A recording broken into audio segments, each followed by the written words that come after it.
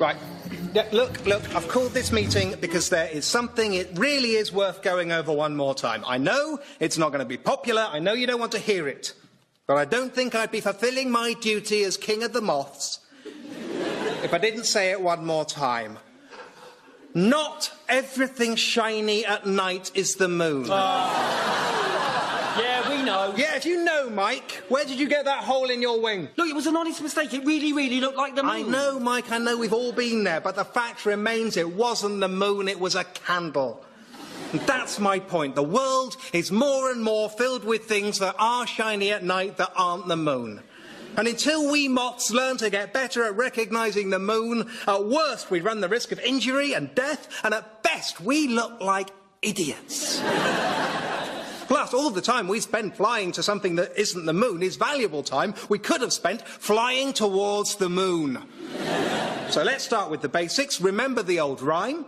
If it moves as you get closer, is that the moon? The answer's no, sir. Yeah. With respect, Malcolm, we really do know all this. Do we? Do we really, Madge? So it wasn't you last night, then, who spent 3/4 of an hour flying at a Belisha beacon? Ah, well, no, hang on.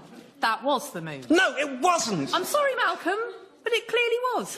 Those two moons they've got on sticks by the zebra crossing, they're definitely the moon. What, both of them? Oh, I do feel silly. Happens to the best of us. But remember the rhyme. If it numbers 2 or more, the chances it's the moon are poor.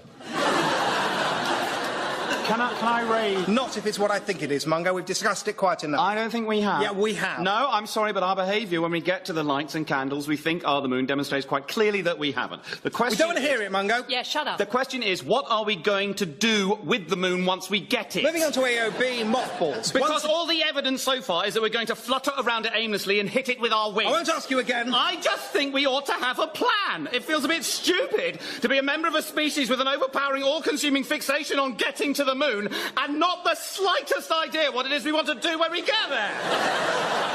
Listen, Mungo. The point of being a moth, as you'd know if you were any sort of moth at all, is to get to the moon. And when we get there, and we will get there, my friends, we will know in our hearts what to do with it. And if it turns out to be to flutter pointlessly around it and hit it with our wings, then I, for one, will be proud to do so. But if that's not enough for you, Mungo, if you'd rather sleep when the moon is available for flying towards and then spend the day perching on flowers looking pretty, then do, please, go and be a butterfly. Well